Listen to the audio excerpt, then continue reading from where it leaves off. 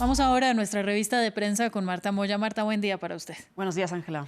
Y el tema que nos trae aquí el día de hoy tiene que ver con la guerra de Ucrania. Abrimos con la prensa local que sigue reportando ese minuto a minuto sobre la situación en la ciudad de Bakhmut, en el este del país. Las tropas rusas avanzan, pero Ucrania todavía resiste. Hay un artículo de Kiev Post que usted nos va a mostrar. Sí, Ángela, vamos a empezar con el Kiev Post, que dice que aunque Moscú pueda seguir avanzando en algunas de las partes de Bakhmut, Ucrania todavía resiste y repele importantes ataques. Según analistas consultados por este medio, en las últimas horas, concretamente en el último fin de semana, Rusia ha logrado avances limitados, obteniendo, eso sí, una ventaja posicional. Según el Instituto para el Estudio de la Guerra, con sede en Washington, Rusia está preparando un movimiento de giro que obligaría al enemigo a abandonar las posiciones sin que supusiera un cerco a toda la ciudad de Bakhmut. En estos momentos, según el Instituto para el Estudio de la Guerra, se dan las condiciones para una retirada controlada de las tropas ucranianas sin que queden totalmente rodeados. Según el Kiev Post, por el momento, las maniobras defensivas por parte de Ucrania continúan y en las últimas horas han repelido al menos 130 ataques, no solo en Bakhmut, sino en otras urbes como Kupiansk o Liman. Otros analistas consultados por el Kiev Post, consideran que Ucrania no está en estos momentos ante la decisión inminente de protagonizar una retirada de tropas en la ciudad. Pase lo que pase en Bakhmut, sostiene el Kiev Post, al final Ucrania ha avanzado con esos ataques, todavía reteniendo esa ofensiva rusa, y el Kremlin ha utilizado esta ciudad poco estratégica para dejarse miles de tropas en el terreno. En la prensa rusa también están presentes, Marta, las últimas noticias de la ofensiva del Kremlin y vamos a destacar un reportaje en el frente de uno de los medios más afines al gobierno.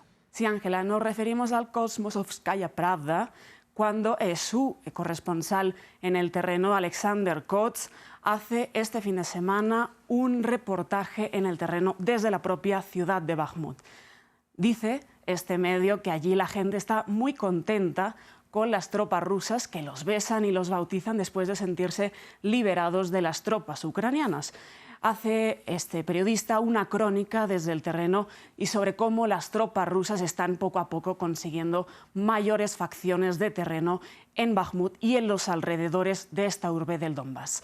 Las propias tropas rusas tienen que realizar parte de sus operaciones a pie, sostiene este periodista en terreno, porque las vías están muy afectadas, incluso tienen que dotar de agua o de municiones al ejército, pues eso, caminando, porque no se puede hacer de otra manera en estos momentos. Las tropas rusas estarían liberando a los civiles que permanecen en esos búnkers, en esos sótanos, y estas personas, esta población civil, les estarían mostrando afecto y agradecimiento por haberles liberado de los ucranianos.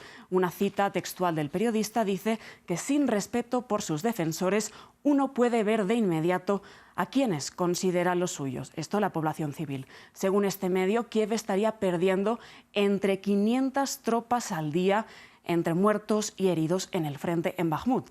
Y también refleja este artículo del Komsomolskaya Pravda una cita de uno de los comandantes de Wagner que dice que Ucrania está intentando volar puentes para frenar esa ofensiva rusa, pero que, sin embargo, todavía mantiene una posición muy dominante en la ciudad. Ciertamente son muchas las versiones que existen alrededor de la toma de Bakhmut y por eso vamos a recuperar también las palabras del jefe del grupo de mercenarios Wagner, denunciando la falta de municiones proporcionadas por Rusia como un factor clave para mantener o no el control de esta región en Donetsk.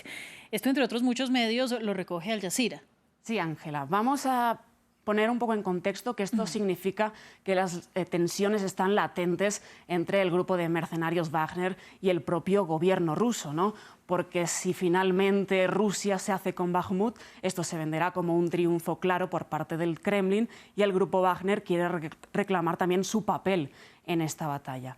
Como decíamos en los noticieros, pues este fin de semana el jefe del grupo Wagner, Yevgeny Prigozhin, dijo que si Rusia deja de suministrar municiones al grupo Wagner, no solo va a caer el frente en Bakhmut, sino que caería todo el frente en la región de Donetsk, ¿no?, que es uno de los objetivos principales del Kremlin en esta ofensiva militar.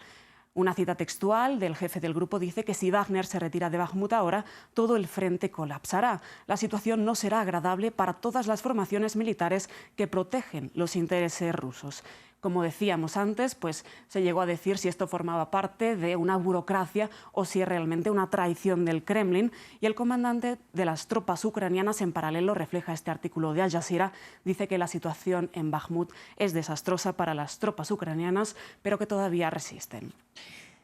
Bien, vamos a terminar precisamente con un reportaje de New York Times que refleja que pese a estas continuas derrotas de Kiev, Bakhmut en los últimos días, desde el ejército continúan resistiendo, lo decía usted, con cada vez más dificultades. Así es, y esto es un reportaje del New York Times de este propio fin de semana en el terreno que dice que los soldados ucranianos han atacado a Bakhmut tanto por suelo como desde las colinas colindantes de Bakhmut y esos alrededores de la ciudad. Una de las tropas rusas en el terreno dice textualmente que tenemos suficientemente fuerzas para expulsar al enemigo de la ciudad, pero depende de las tareas que tenga el comando, ya sea mantener la ciudad o infligir las máximas pérdidas al enemigo. Sostiene este artículo del New York Times que la lucha en Bakhmut ya no se trata solamente de propiamente la ciudad, sino una maratón de desgaste entre los dos ejércitos enfrentados para ver quién puede derrotar a quién. Desde Ucrania se están utilizando cañones de artillería y alineados también con las líneas del frente en los árboles, en residencias privadas y en vehículos de camuflaje y edificios. Se están disparando entre 80 y 120 proyectiles al día y en el último mes, según recoge este artículo del New York Times, se han lanzado 5.000 proyectiles según un comandante en el terreno. También desde el ejército ucraniano, Ángela, denuncian falta de munición y esto se está viendo pues que al final las tropas ucranianas han venido perdiendo pueblos y aldeas en estos últimos meses y esto se podría consumar al final de esta semana con la toma definitiva de las tropas rusas de la ciudad de Bakhmut. Pues no lo sabemos, yo lo que le puedo decir es que continuamos con el seguimiento. Muchas gracias a usted, Marta. Gracias, Ángela.